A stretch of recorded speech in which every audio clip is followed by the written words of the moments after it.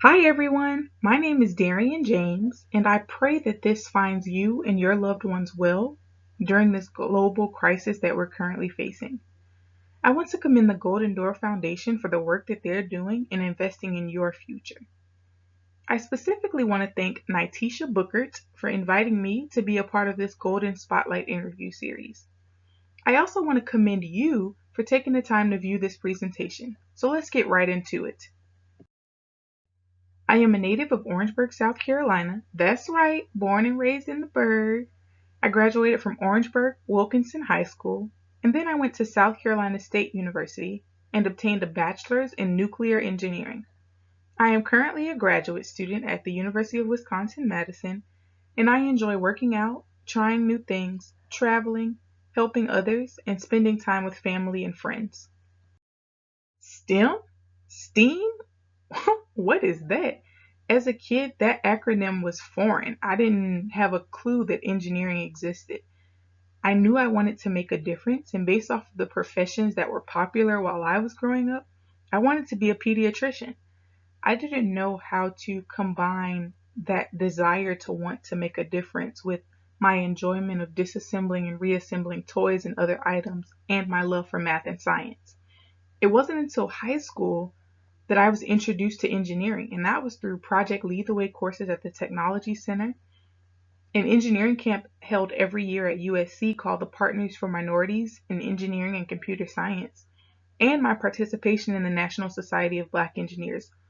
All three of these opportunities allowed me to use problem solving and critical thinking skills to accomplish tasks. And I was exposed to Black engineers who excelled. That for me was exciting, and I knew that someday I wanted to be one as well. I'm sure many of you are wondering why I decided to stay in Orangeburg to get my bachelor's degree. In fact, I wanted to get as far away from Orangeburg and South Carolina State as I could because I grew up on that campus. From the age of 2 up until I graduated from middle school, I was a student on South Carolina State's campus because that's where my schools were located. What ended up changing my mind is that I had the opportunity to attend a summer bridge program where I could take 2 college classes and I could go ahead and meet other incoming freshmen, and that was a game changer for me. South Carolina State is a historically Black college or university, and I knew I wanted to attend an HBCU for undergrad because I wanted a family oriented environment surrounded by people who looked like me.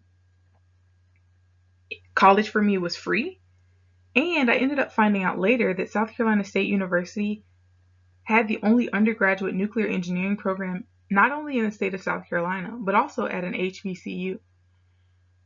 Though I'm from Orangeburg, I decided to stay on campus during undergrad, and that was because I wanted to get the full college experience. I actually rarely went home.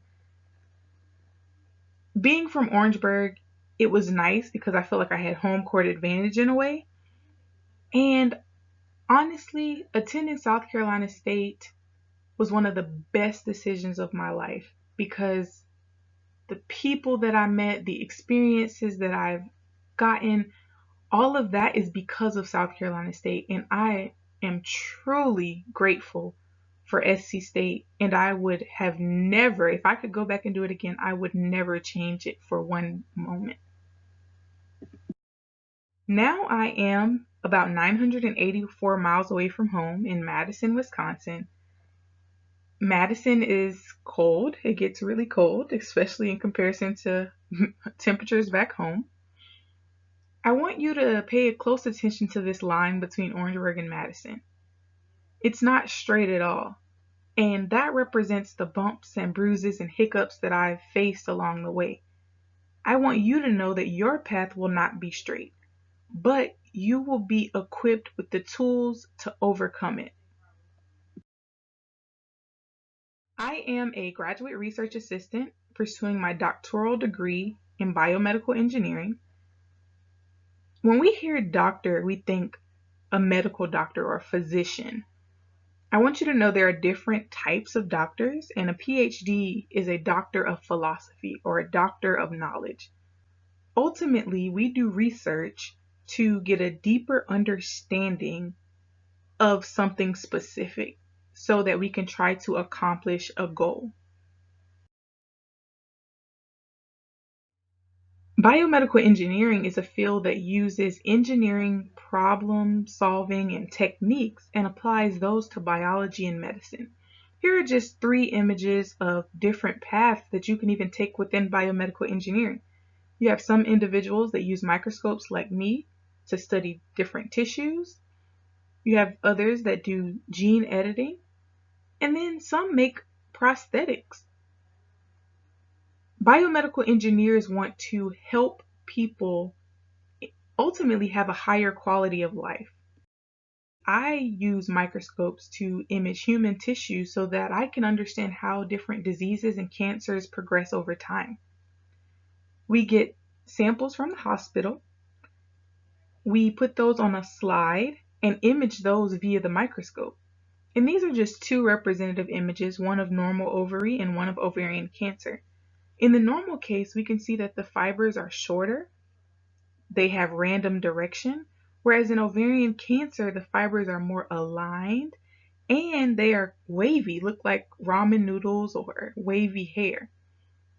So my day-to-day includes taking images, writing computer code to differentiate between the images. It could also involve writing or reading, common things that you do now.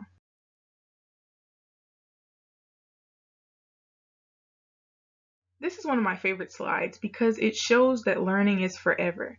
Whether you get a degree or not, you will always learn. Whether you're learning on the job, you're learning in church, you're learning through experiences that you have, you're forever learning.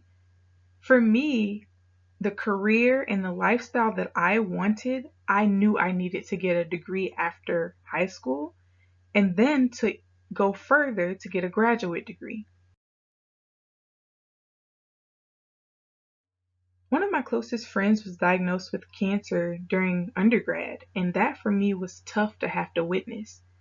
It inspired me to want to go to graduate school and change disciplines so that I could conduct research to get a deeper understanding of cancer and how it progresses.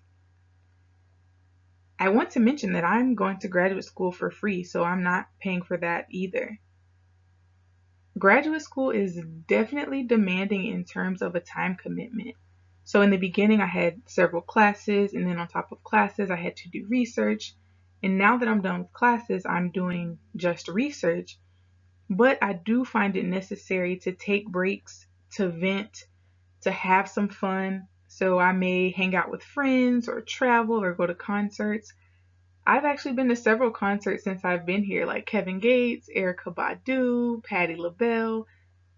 I'm really trying to take advantage of every moment here so that I can diversify my experiences. In high school, I wish I would have picked either the SAT or the ACT and just focused on that one instead of trying to score high on both exams because honestly, it was stressful and a waste of money. I also would have applied to schools earlier than I did. I encourage you to do your research now, especially as you're maybe sitting at home. I do want to mention that due to COVID-19, things may look different as far as entrance exam requirements and school visitations. They may offer virtual visits, so be sure to look into the schools that you want to go to and see what the requirements are.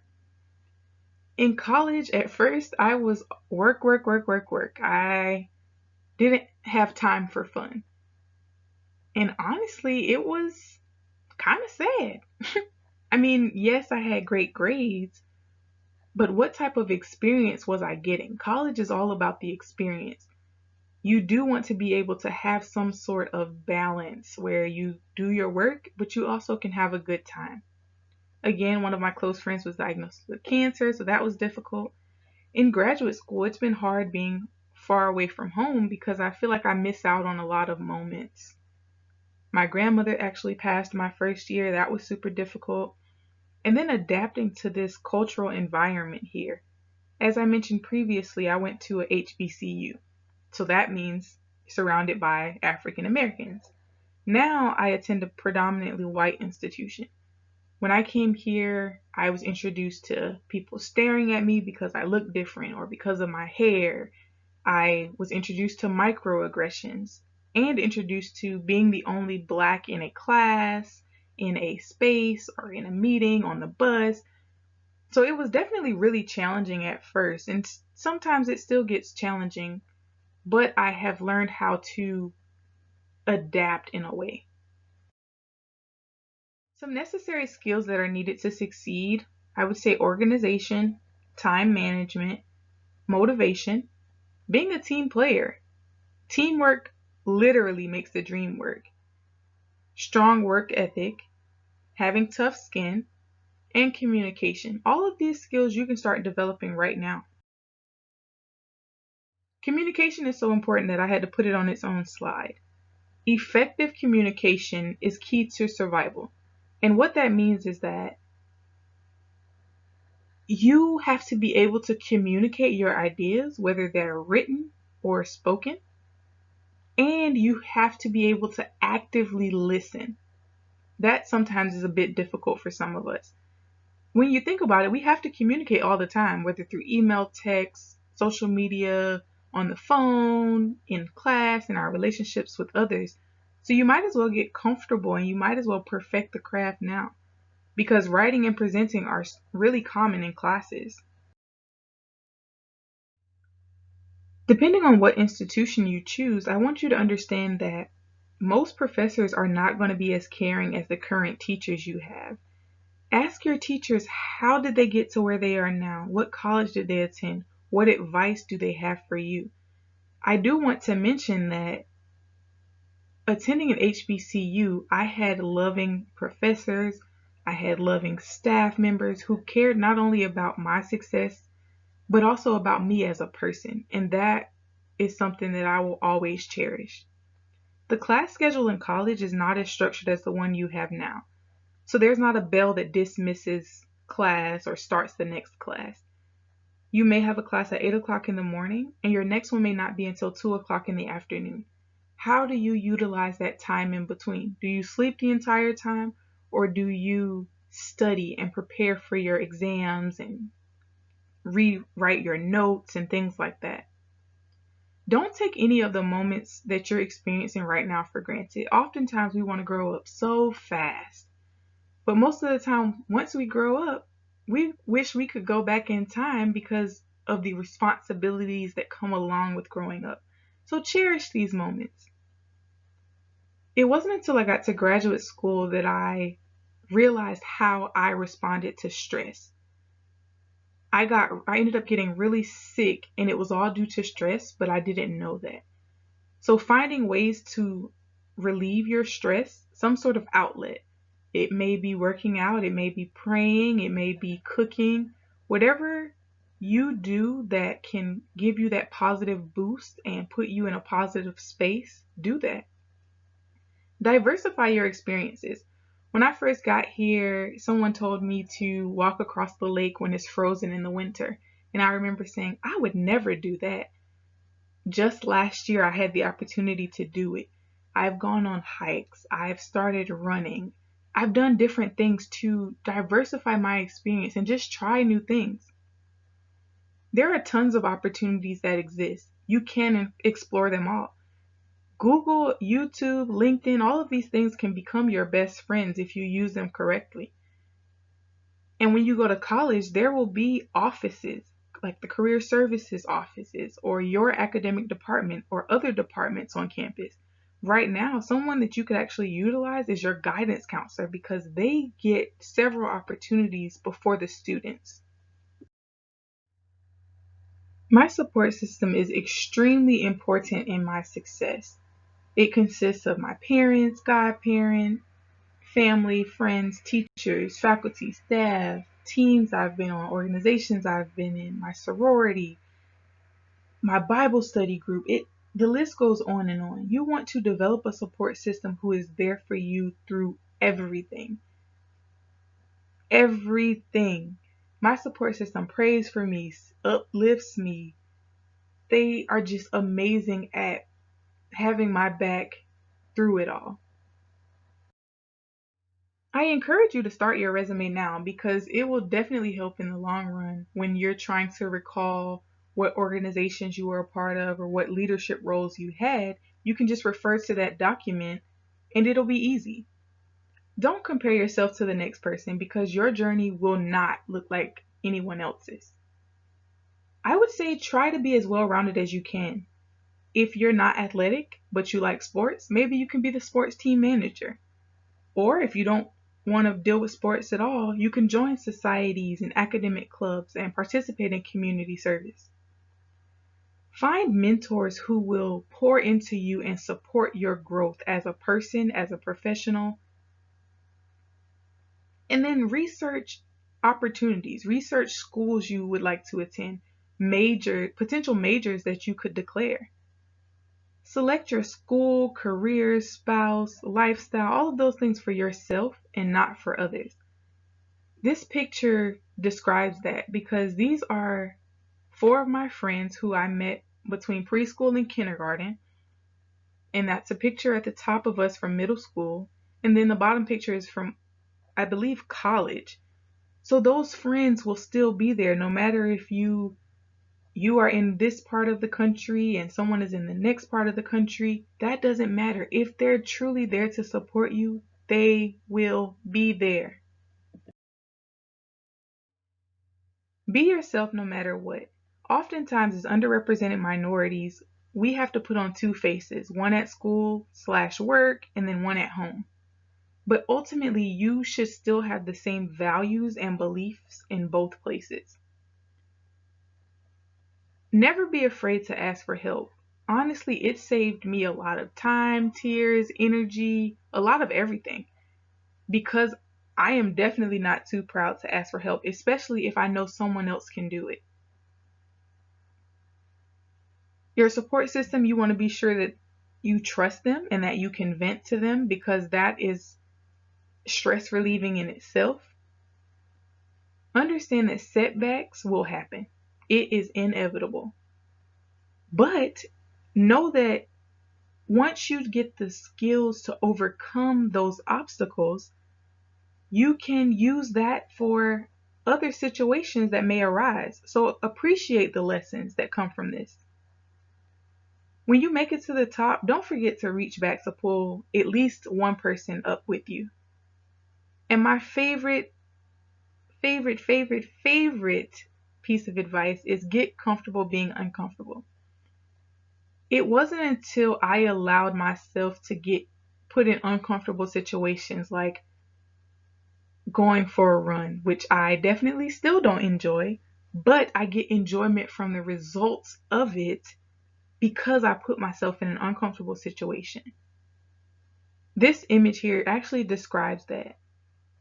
This was my first half marathon, which is 13.1 miles. As if running a 13.1 mile race isn't enough, it rained the entire time. But I didn't allow that to get me down. You can see here there's genuine joy in this picture. So try to embrace uncomfortable situations because it will definitely allow you to grow. Here is something I want you to try. Draw a horizontal line across a sheet of paper and then draw 5 vertical lines on the horizontal line. Those 5 lines will represent 5 major things you want to accomplish in your lifetime. To take it a step further, what you could do is to think about and write out what steps it will take to accomplish the major goal. So let's take going to college, for example. To go to college, you need to finish high school, research colleges, take an entrance exam, submit an application. And you can take it a step further. If you want to go for free, you can apply for scholarships. Know that this will change as you learn and as you grow. but having some sort of outline will give you an idea of the things you need to do now to accomplish those goals. I would like to thank the Golden Door Foundation again for having me. It has truly been a pleasure. I encourage you to utilize this organization as a resource to support you because that's what they're here for. Use this to your advantage. Send them emails, watch the content they post, ask questions so you can set yourself up for success. I am also here as a resource. My email is located below, so please feel free to use that. I hope this was inspirational, and I hope you stay safe and be well during this time, and I look forward to seeing what success looks like for you.